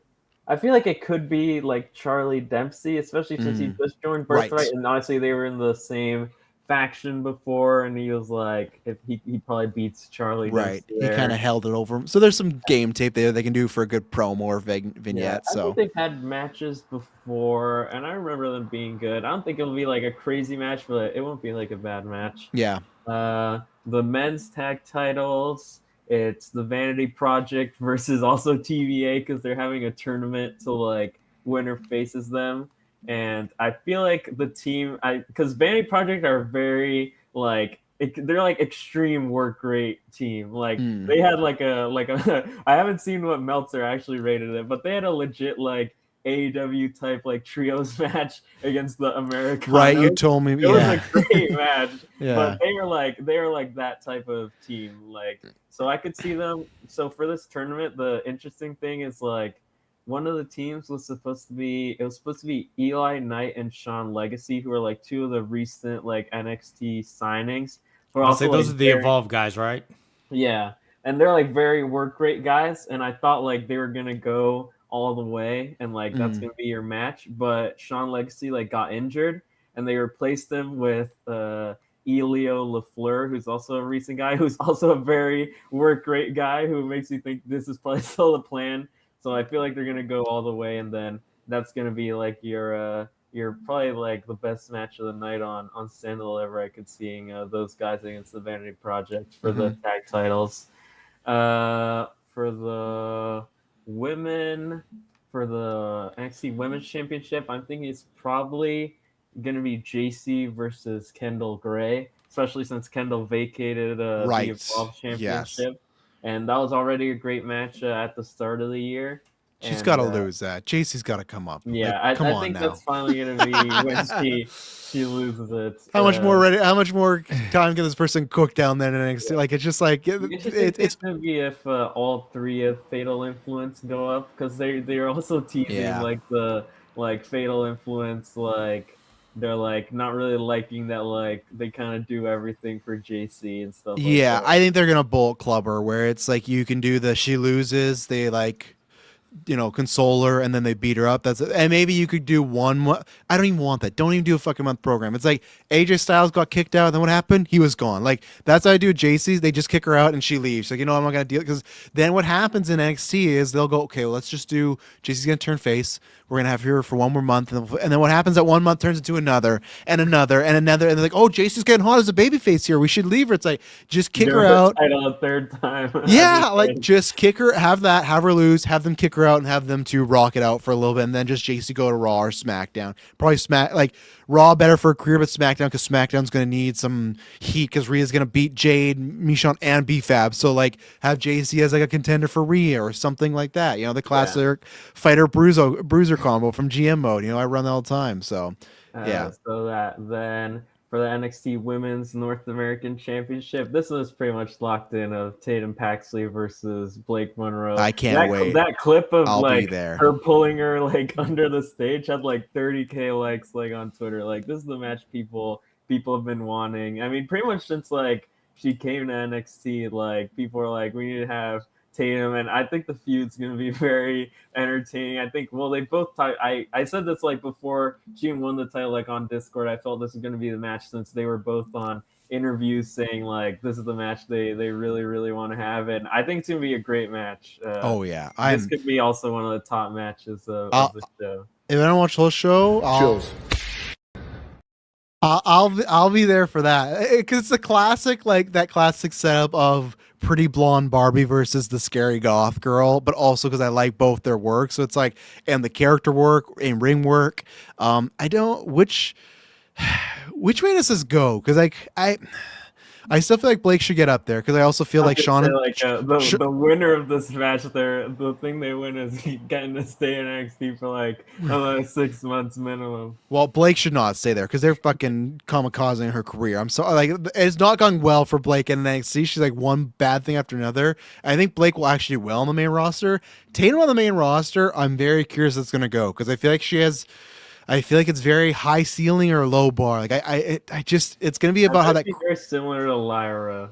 Like, yes, even like in terms of in ring and care. I think she's more charismatic and like better promo. Definitely, yeah, she is that. Yeah, she's not going to be doing the shoes promo that goes around my feet every couple months of like, this killed her, right? Like that, and that's the thing though. But it's just like, to me, with Tatum, when she gets up there, I would say Tatum could be like another, like, you could have her still on NXT for like that when they randomly call people up like 6 months after Mania. She could be one of those. Because of course we're talking about Cardona, and was cycling again that like back in 2015 or whatever. Like Triple H didn't like Zack Ryder's gimmick because he's like, well, who cheers for like a guy who likes action figures and stuff, right? Like Tatum, me, it's not the same Triple H, but I could see Tatum getting the main roster, and there's somebody in that writings room that's like what's the deal with Tatum? Or someone fucking loves the gimmick. Dropped the like the dolls thing. Like that was the reason. Like it's probably smart. She won the title. It was like that was like in the last like promo between like her and Izzy was like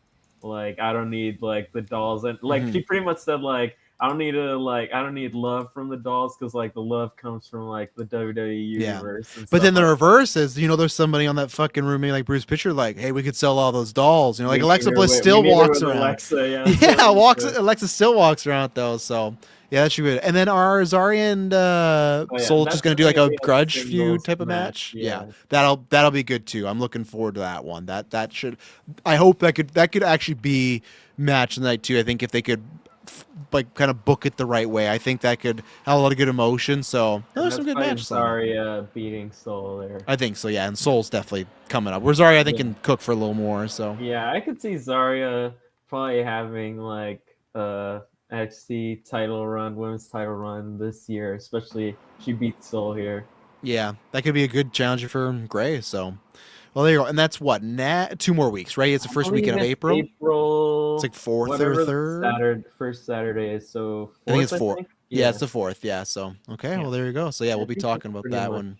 There might be like one more. They always add like, sometimes they do pre-show. I think Stand and Deliver kind of always does a pre-show with just like one match. So, probably some other random match gets added. It's probably, they usually do like they'll do like a number one contendership match on like the pre-show for some title. Okay. Yeah. Well, okay. Well, when we do our WrestleMania predictions and draft, we'll talk about that show. And then because you're on it, and because I'll go to you, S-Bubs, did you watch any of Revolution? I did watch a few matches on Revolution. Okay. What have you seen so far? So I know what to throw to you. Or what did you see of that? I did see Thekla and Statlander. You knew he might be interviewing you, so you had to. I do your research just in case you hit him with, "You like my match?" And he had to kayfabe was with, "Oh yeah, I love it." Who won the first fall? I suppose. What other match did I see? I'm guessing you saw the main, right? Probably with Hangman. Yeah. And there was another match I partly saw, but now I can't remember. But I do know what happened in the matches. So yeah.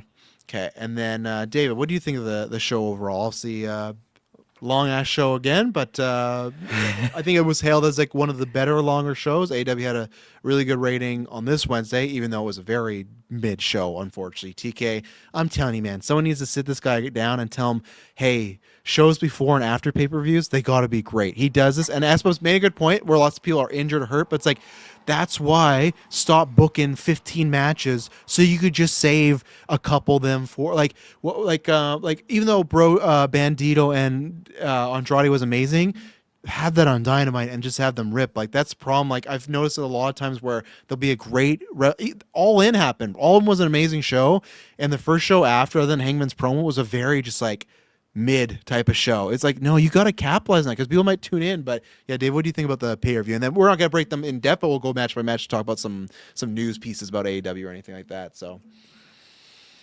I think it was an overall good pay per view. Yes, it was long, over 45 minutes for the main event.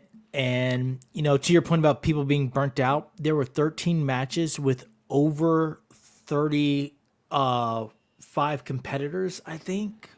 Like I looked it up.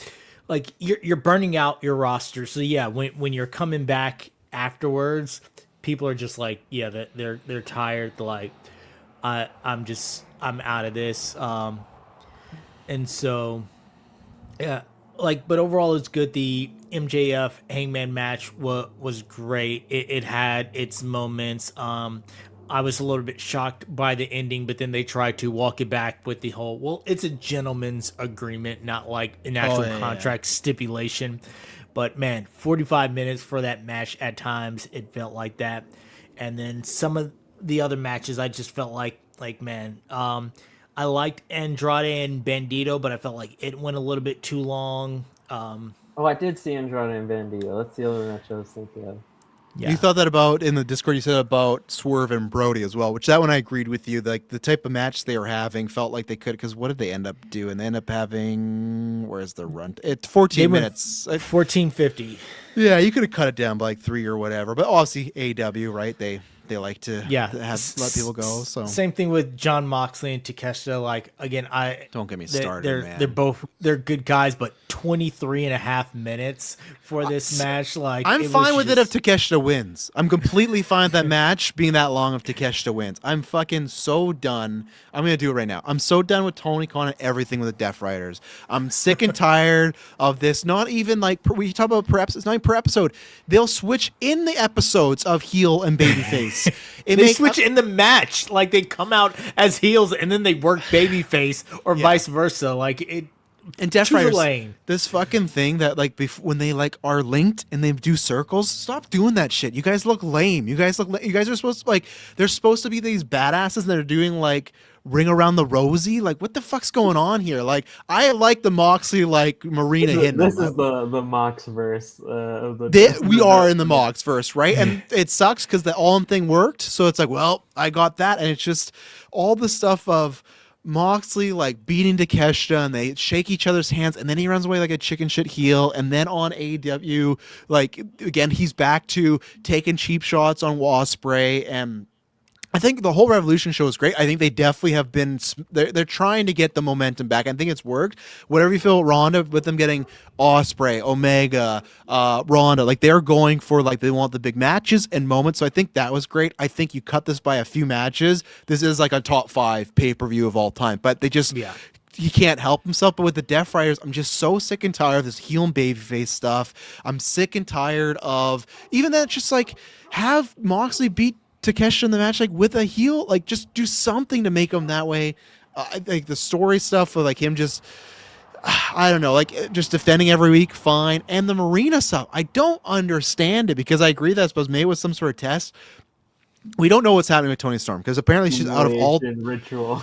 Well, I don't know if it's like a test, but like we don't know Toni Storm's out for all the rest of the year. We don't know if that happened before or after. I think we're gonna assume it happened after the match. So maybe they did have more plans. So I was gonna say maybe the plans for Marina beat Toni, but it's like then why is Marina losing to Mina? Like Marina's like made such a progress, I think, from where she was. And I'm not saying that match was like a great match, but I thought it was a very good match for Toni. It's like a 9-minute just brawl match, and it was fun. She's not looking out there like she's like blind leading the blind. Like Marina can actually carry stuff. She had a good run with the tag team, and you need more like heel women that are a threat. So I don't understand that. So everything booking wise with the Death Riders, I'm just so like disenchanted, and like having Ospreay around there, like him and Moxley will be good, but I'm like, I don't know if I want Ospreay around this stuff right now again. You know, It's just we're back to where we were at the beginning of last year, where it's like, what are we doing with Moxley and the crew here? You know, like again, they should have sat him down and said, hey, I know you don't want to do it, but the Riders are going to turn on you, and for 4 months you're wrestling those guys. You know, like that's what you do. I just like I'm sick and tired of this like weird tween. It's not even tweener. It's just like TK, like stop this man, like make it make sense. And it's like I like Moxley, I like the matches most of the time. He's not bad. It's just confusing to watch on my screen, and I can't get invested in this stuff when it's changing all the time. So, and fucking push Marina, all right? Marina delivered in that fucking match with Toni. She was good. She could like be a great challenger for Willow. Like I'm full of the way I bought those Tekla stocks when they were low. That's me on Marina right now. Like she should not be losing to Mina, who, as much as I appreciate Mina, they've booked her like dog shit in AEW. She's not a threat at all right now, you know? So yeah. that's It doesn't make sense. Like okay, Toni Storm versus Marina, they went back and forth, great match. But if your objective is to push Marina afterwards, then like this 50-50 booking, like none of it makes sense. And yeah, Toni can lose. She can lose and not be hurt at all, even if she wasn't injured or whatever. Some people think she's great. Whatever it is for 2026, she could have lost to Marina and she'd be completely fine. She's like untouchable right now, you know. But to have Marina just continue to go on this losing streak, like she's supposed to be the badass. Like yes, when you watch her come out with the Death Rider, she's the one hyping them up. She's the one keeping them in check, and then she's losing to Mina. It's just like this doesn't make sense. Oh, and don't even get me started. Every fucking week when I see Daniel Garcia just being the clapper, it's just like again, like I was for you months. See the video of them in Mexico. I did. He was tapping out Daniel Garcia to punish him. Yeah, like, yeah. And I would like. I hope that storyline eventually happens where he looks at Yuta and Garcia is just like, you guys ain't the shit. Like, I trust Pac, I trust Claudio. You guys fucking suck, and we're gonna we're gonna repunish you. Like, you got to prove it to us, because I was for months pitching Garcia in the heel turn, and they've done nothing with it. Like nothing with Garcia being like he was better off now being the half booked babyface, because at least every once in a while he'd wrestle MJF or he'd get like a at least month TNT title run. Now he's just a manager, or he's just a guy that loses. He's not even getting the here damn title run anymore. Yeah, like this way, and it's just, and I get they have lots of people, but that's where you gotta do this stuff. And maybe Garcia doesn't care. Maybe he's just getting pushed. Even Yuta, at least like every once in a while, at least he gets like the hair versus hair, and he gets like a moment, right? Like it feels like Yuta's cooled down, and then like, we're gonna do something fun with Yuta this month. Garcia's done nothing. He's nothing, and that like, and I'm really worried now with Pac when he attacked Ospreay on Dynamite. My worry is they're gonna want to keep Moxley as the face. And remember how for some reason they just randomly made Darby and Gabe Kidd like the feud. They transferred all the heat from Moxley to Gabe Kidd. I worry they're gonna do it with Pac, and they're gonna be like, let's have Moxley go away. And now Ospreay, he really hates Pac because he was going after his neck. It's like, that doesn't make any sense. Why? Same thing. Why is Darby just fighting with Gabe Kidd now? Like, why is like it's the same thing? Why is Will Ospreay, if he goes after Pac, why would he come back, want to fight Moxley, and then go after Kidd? The only good scenario I've seen pitched, which I agree, is if Ospreay beats Moxley for the Continental title, and then or not. What title does he have? Does he have the Continental? I don't even fucking know anymore. Yeah, and he beats MJF at All In, and they merge those titles. That's the only good scenario. Again, but keep him. No, keep world title. Yeah, the world. Okay. Yeah, world, and keep them merged. It's like full on undisputed, whatever. Don't bring back the undisputed title, but just like it's like what they did.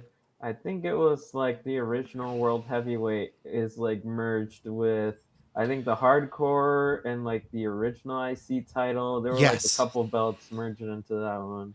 Yeah, and the European title, I think, too. Yes. And that's the only scenario I want here. So we'll see what happens. And yeah, Toni Storm, that's a big blow. I really hope this is not TK's excuse to not book like more women's matches on the show, because I always felt like, well, we got a singles, a tag, and the Toni match. You've now shown you can book 3 women's matches on the pay-per-views. Keep doing it, Toni. Put other people, highlight them to go, well, Toni's not here, so we don't got to book one. It's like, no. Like, keep that going. We had, and even though it was only, I think it was like 5 minutes, we had the Divine Dominion, some of these names, but the first, the Babes of Wrath. Would have liked a little longer, but man, they made Lena Cross look like a fucking star. Like, I don't know this woman. I've never seen her wrestle, but the last few weeks, it sucks for... I hate saying this because I sound like such a douche. Like, it sucks for Ford. I don't want her to be injured. This to happen, but like, Cross already like feels like miles more interested I am in Bane and Cross together than I am with Ford, because I feel like Ford has like a limit of what she can do. But yeah, I'm very excited to see, and hopefully they keep Bane and Cross away from Willow. Like, let the tag division kind of be its own thing for a little bit, and let Willow do her Yeah, own thing. that's what I'm hoping. Like with them losing the tag titles, you can put more focus into the TVS title because not counting like it depends on it because she defended on the pre-show against Yeah. Selena Cross. But let's say, would you count that as like defending it on the pay-per-view? No, it's pre-show. So It's pre-show. in that I've case, the TBS title hasn't been defended on a pay per view since Monet did something right. Wrestle Dream. Yeah, So like and that's that would be like 6 months ago or something like that. And when the whole debate about Jelly Roll versus AJ Boom, this is where I do love TK. AJ Boom has apparently wrestled 4 or 5 matches in AEW. I've not had to see a single fucking one because I don't watch pre-show, and that's where you keep them, and that's where Jelly Roll should be on the WrestleMania pre-show. Put Jelly Roll there or something, But that's where Boom, and yeah, so I don't consider that as the pay-per-view. That's some people might say that's like no. And now remembering that was the Mina and Mercedes like match, right? The surprise, the open challenge. At Full Gear, it was like Mercedes was there and she was the champion, but she was challenging for the main AEW Women's Championship. Then at World's End, it was she was in. Was that a Full Gear? Wasn't that at All In, the her and Toni match? Or no? Oh no, yeah, you're right with Stat. No, you're right. It's right with Stat. Yeah. Right. Yeah, so that was for the AEW Women's Championship, and then at World's End, it was the tag title match, I believe, of her and Athena. Yeah. And then she lost it on a Dynamite, and then at Revolution it was on the pre-show. So the TVS has kind of just been like because Monet had it, so she was kind of doing other stuff and stuff like she was defending it, just like not on the pay-per-view. And I feel like clearly, because we could talk about it now, I feel like that's I'm not gonna 100% lock it in, or Travis told you, but I feel like Tekla and Monet is a very good shot of happening. I feel like that's the biggest match you can do now. Yes. I think so now, because especially with Toni being gone, I think you have Monet win the Owen again, and this time she actually wins the main title. I'm sure most people know, listen to the show, Monet's been losing those titles all around in the independents, which I really like, because I saw some people be like, oh, she's just going to vacate them all. And I like that she's going back to these promotions, giving back to some of these wrestlers who you've never heard of, but they're pitting Mercedes Monet. So I think it's a great story that she loses all these titles, she comes back, and her and Tekla could be really interesting, and that's a big one at All In. I don't know what they would do with Willow. Like, I don't know who. I'm trying to think if they can get her on the card of the TBS, who that could be the big one, but that could also change by then. Who knows? But yeah. Even if they like sign someone we're not even thinking of, and in that time, like they get hot, and that's the TBS. Could have been your fucking spot, Bailey. That could. And imagine that All In. You could have had Bailey and Sasha, Mercedes, whole nose world titles together. That photo right there. They could do the new middle finger, photo and everything, but. And then that would have been an excellent photo too. It would have been because like a Internet Charlie breaker. Dakota Kai, or something like that. Yeah, true. That could be it. Yeah, and then we'll see what Statlander do. But yeah, Tekla and Statlander was great. I've liked all these matches. I think maybe the first fall was like a little quick. I hate in best out 3 falls when some. It's rare. Like it's not good that it happens in every match. That I'd say it's rare that it doesn't happen. Where like the first fall isn't right away, and then it's just like. Now this person has the advantage. I've never understood that booking. Why is it not they wrestle the full match and the last 3 falls are very quick near the end when they're tired and beat up? I hate where the last pay-per-view they'll wrestle a 20-minute match to beat each other, and then this one's like, after 6 minutes a roll-up happened. It's like, if I was booking 2 or 3 falls, like, no, have them all happen quick. Obviously there was some cheating involved there, but yeah, Tekla's still the champ. It was a good match. Not sure what they'll do with Statlander for a bit, but no, it was a very good match. I enjoyed it. And then S-Bubs, you got to interview Tekla. So that's through your school, right? That's how that happened? Yeah, well, I mean, it's for like a school project, but yeah. I did it just like by myself, just emailing some people and seeing if it could happen. So that was pretty cool. Yeah, it was like they have like an art exhibition called Sunset Flip. Her and Lee Moriarty, the ROH Pure champion. Right, yeah, they're both there. It's like it was like half and half of the exhibition, like his on one side and hers on the other side. And they're very different. As you can see, hers is very like had all of hers were very red and had some interesting like visuals, more abstract sort of stuff, and his was more like pop art of like it was sort of like luchadors in different scenarios, like playing tennis or like on the beach, and very like colorful like blues and pinks and stuff like that. So it was a good contrast of like the two sides. And yeah, they're both super nice. I only got to chat with Lee for maybe like a few minutes, and then Tekla I did get to talk to for quite a while. Like pretty much after everyone had sort of left, she told me like if I waited like a while, then we could actually talk for a while. And yeah, I did. I have like probably like 10 minutes recorded interviewing her, and then outside of her, we just talked about like a bunch of random stuff. I think we barely talked about like wrestling. She said like it was good being asked questions that like she doesn't get asked like all the time. I think they appreciate that because especially when you talk when you do the wrestling circuit, I feel like they get the same like the same wrestling questions. I do a lot of interviews, and like I know like there's interviews I like and interviews where it's just someone reading a list like digital like and nothing like that interesting to say. So it's cool. Yeah, I asked her just like what movies and stuff like inspire her and what stuff like influenced her character, and she said like she loves like every Tarantino movie she was talking about. She said like that makes a lot of sense. She said her favorite is a Death Proof, but nice. But she said she's most influenced by Kill Bill, especially having like lived in Japan and stuff like that. She said that's her like stock continues to rise with character. me. And she said Lord of the Rings. She loves stuff like that, and it was super cool talking to her, and she has some really great art. Like I said, it had this sort of like a self-portrait of her. It's like the spider boot over there, if you can see it. Yeah, I see a bit. Yeah, no, so, that's cool. Yeah, that was very cool. Tekla is gimmick approved. You know, like I said, we were with her. People were worried, but like I said, I think they'll do her and Monet, and that's gonna be a big match for her. So we'll see what happens there. We didn't mention. Oh, go ahead, sir. I was gonna say like the whole did Mina attack Toni, because I feel like that's where it's going. They did say they planned it out. The rumor is that they did the attack and they have a clear goal.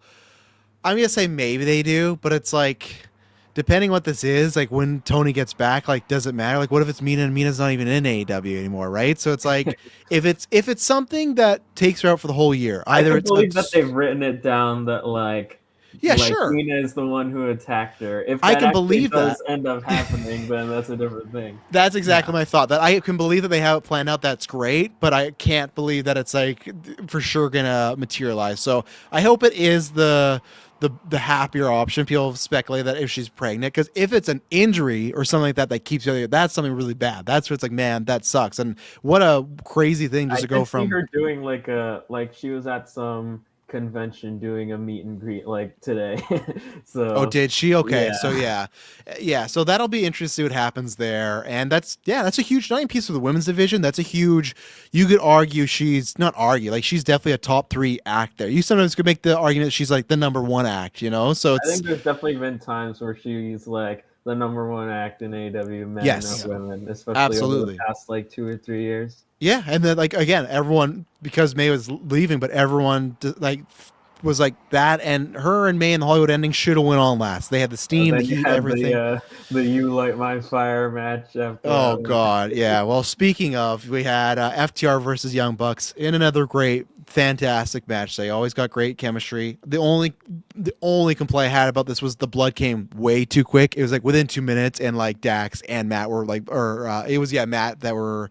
Or sorry, Nick were bleeding right away. I was fine with them brawling. Like Nick Jackson. There's always the memes of like Nick Jackson should be like the world champion without Matt. It was like Nick Jackson if Matt didn't exist, and it was like AJ Styles. Yeah, I saw that one too. Yeah, and no, it was great. I appreciate I was pitching with the Orton Cody thing. I like the bell rang right away. The kids legitimately added such a great dynamic, because sometimes family members they don't.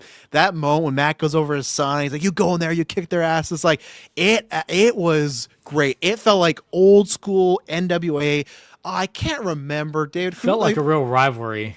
Just, What was the year? The Rockers versus somebody, and it was like a really bloody match, and they even used like Magnum PI RTI's like foot as a weapon. I can't remember what that was, but it like made the Rockers, and it wasn't that, but it felt like that. Where it's like these guys hate each other, and the match was fantastic. Like I said, maybe the blood could have held back like a little bit. I think if they just went to it.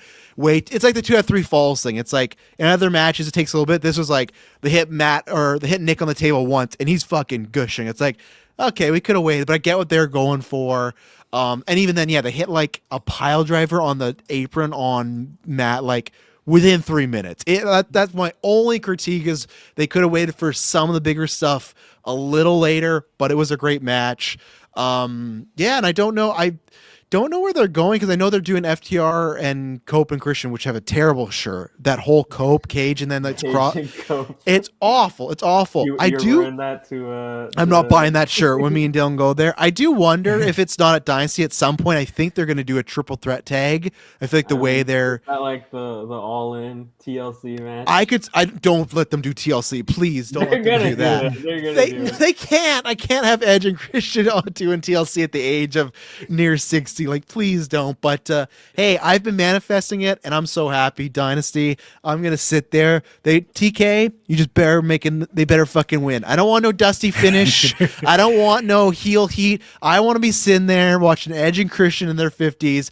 I never got to see them tag live. They're two of my favorites. I want to be seeing that because I'm gonna Dynasty, and I still think this could be a good match. I do think it's really unfortunate for Cage and Christian or Edge and Christian. They got to follow this. Like, yeah, that's tough. I'm sure they were watching it back there. Like, come on, guys. Like, don't go this hard right now. Like, wait till after. But I think they're going to win. And then I think we're going to get Christian and Edge for Young Bucks. And I think that'll be fun as well. So I think the last time FTR and Edge and Christian had a good match, I think it will be good again. Maybe just more with a stip there. But yeah, this was a great time. So. I forgot to say I kind of have a hard out like pretty much right now. So okay, go ahead, man. I don't know how much is left of the No, that's show, okay. We're near the end here anyway. So yeah, you get out of here. We'll talk to you in a little bit then. Have a good day. All right, see you. All right, see you. Yeah, what do you think about the tag match, David? I thought the tag match was incredible. Like this was one of the ones where the timing of it, like I did not feel like, oh my God, this match is still going on. Like I felt there's only 18. It wasn't even the longest match on the show, you know? Yeah. Like not even the second longest, because Mox and Takeshi was longer, Andrade and Bandito was longer, so and they just have so much good chemistry, and I'm just like, man, this was great. To your point, yes, if the blood was not done the hard way, like if they were blading or whatnot, then probably save that for a little bit later for more impact. Just to escalate it, right? Because it just felt like it's to go right away. But still, they had lots of pies in the match. Yeah, so. but the side of just the bleeding out, it gave throwbacks to the old school, the Stone Cold just passing out with the blood and things like that. Like they were having some moments, and I'm like, man, they have amazing chemistry. They are proven. Even still with like all the comedic stuff that they've done over the years, all the other crap that they've done over the years, they're still two of the best tag teams, period. Yeah. There's a moment too when Nick was getting back in the ring and he like slipped on his own blood, like little stuff like that. That was just great. Like, and before I forget, that's like another like happy accident at the end of Hangman and MJF when Hangman fell into the camera and let the bloody mark on the camera. Oh man, that was great. That was fantastic. So no, that was great. And yeah, I didn't have a problem with the main event as far as how long it went. I do agree with people. It's one of those things. It's tough because it feels like it's like the Cody and Cena SummerSlam match where it's like they did everything in that match, right? So I think there's a couple times it could have ended, but I actually do appreciate that MJF just beat Hangman. He didn't cheat. There's no interference. And I'm actually very happy Swerve didn't get involved because that would have just been to me like a cheap pop for the sake of it. Like you can do Hangman Swerve later on. It didn't need to be there because like why would Swerve need to cost Hangman that? Like it made no sense. Like there's no reason to like screw him over forever. So, and I think it's better for the Hangman character where like if you can't for right now as a babyface, right? If you can't challenge for the title and the guy cheated, it's like, oh man, that shame on me. I got bad luck. But it's like, no, he just beats you, right? Like it doesn't matter that he hid the ring in the trunks. It's all no DQ. Like it's a weapons match, right? He was more sneaky than you were. So I think that's going to mess with Hangman even more that not only can he can't challenge, you lost your match, and you lost not by interference or anything like that. Just you lost the death match. He knocked you out. I do think that maybe they should have found a different finish because that's how Swerve beat Hangman in one of those, right, where he choked him out. So I thought that was kind of too similar, but no, I thought it was great. Lots of good callbacks. The dog collar callback was great. They did the spikes callback. Like there was some good stuff in there. So, and I'm when he brought up the dog collar and he's like, not again, not again, not again. I was Yeah. like, oh, that was an amazing, just little throwback. Yeah, and it's great time for that because that was like the first MGF like bloody match where it's like, oh, this guy can go to that level. And Heyman lost his first world title to Punk. So they didn't mention on commentary, but it was a great kind of full circle. So I'm very curious. It said that Hangman has time off right now, which I think that makes sense. Cool him off for a bit, have him come back. Hangman, it looks like he's going to do Kenny versus, is going to be Kenny, which I'm really hoping because, again, I'm there live. If I can get MJF and Kenny, I'll be very happy. The Swerve Kenny thing, I'm very excited because I love that match. It was very strange, like, for Swerve to ask for the EVP thing because it's like Kenny's like on screen never used that. Like he didn't do like the Bucks heel run. So it's like, what? Like what is they've never established on screen because even when he was with Don Callis, it wasn't like, oh, as an EVP, I'm doing this stuff. It was like, no, even Tony Khan that era was like, oh, why are you cheating? Why are you doing this? So I don't think it needed anything. They just could have said, hey, number one contenders match is Swerve and Kenny, you know, like, but I guess they want to add some stakes, but I think that'll be good. And yeah, I imagine, yeah, you think Kenny's just winning this being Swerve either next week or the week after and he's going on MJF? I think so. Like it would make sense right now. Yeah. And I guess I wonder if there'd be any like chance like a triple threat, but I'm hoping it's one-on-one. I know we got one Kenny and MJF match, but I want like a technical full build, like a just a solo one for now. Yeah. You know, let's do that. So just let them go at it and have a damn good match. yeah, and then we'll get the full answer because I know again a lot of people are hoping that Kenny's going to get the win and we're going to get Kenny and Ospreay at All In. I don't think so. Again, as much as I have loved MJF's reign, I think he's doing a great job. I still would rather Omega Ospreay 3 with Ospreay getting that win, but I think they just want pure MJF heel, getting the booze in England, getting the win. I think again, it sucks that they kind of ran that match 2 years ago already. The whole, especially in London in All In, that they did the MJF and Ospreay, but oh well, it's different there. And again, I'm just very curious. If it's not that, I'm very curious what Kenny is going to do at All In because I don't want him hanging on the tag rope. We know it's not going to be AJ, right? Because that was the like dream match scenario of like, oh well, if he gets there, that's clearly you do Kenny and him and All In. I don't know, like, I don't know what's going to happen. I still feel like maybe they're going to do Takeshi and Okada, even though that we didn't talk about them Death Riders. Again, Takada loses like. Or I put their names together. Takeshi loses the bridesmaid scenario. Can't beat Okada. Can't beat Moxley. So I really don't know what they're gonna do if Omega does not get this win against MJF, which I still think will be a good match. I don't know what they're gonna do with them. Maybe you could do like a him and a heel Hangman, maybe something like that, and get that feud going. I don't know, but it's interesting. I feel like it's similar to where Mania was a couple months ago, where other than a few things All In, there's a lot of like, I feel like it's like we know MJF and Ospreay and then probably Tekla and Monet, and the rest of the card's kind of like, I don't know, like it's gonna be, and obviously they got a long way, it's not till August, but just even then that's not really though, right? Because the tickets were on sale in April, May, June, July. It's 5 months away. It's not that, it's pretty soon. It's right around the corner. They'll start that build going on, right? So yeah. I've been seeing a lot of talk about them running back. What was it, Mark Briscoe and Tommaso Ciampa, like, and having them go again, leading up to that, and having a full-on street fight into that. Like, I'd be down for that. Yeah, I'd be down for that. I'd be down for Ciampa to kind of keeping some heat going as well too. I'd really want Tom Omega. I'd love to see Ciampa and Omega. So yeah, that could be good. And then I just hopefully Ciampa doesn't like go to the Callis family or something. Just keep Ciampa on his own. Let him do his own stuff. So yeah. And before the Ricochet controversy stuff, I was wondering if they would lead up to a one-on-one rematch for them for the national championship. And now I don't know if they're gonna cool off Ricochet for a while. Yeah, obviously some controversy there, and again that title, he won the Battle Royal, and again I care zero about the national title. I like the way it looks, but just too many belts, too many things to care about. Like I said, I can barely remember which title Moxley has by name, so Yeah. Anything else for the pay-per-view we haven't touched upon? Yep, that's it. Yeah, and then the show after was kind of a nothing burger. It was very weird. Like they had the match, or the show ended with like a promo with Edge and Christian the Young Bucks. It was very like, what? Like that's strange. So we'll see what happens for the next few weeks. But like I said, the next time we'll be back is sometime in beginning of April. Yeah, because already 21st. So we'll be back with our draft and April predictions. I think I will do a Travis where we'll talk about Dynasty results on that episode with all of us. But I think I'll do a Travis Told You with Dylan to get his thoughts, because he's never really watched any wrestling, and get his live thoughts and see what he This thinks is about going to be that. fun. Yeah, it's gonna be a good time.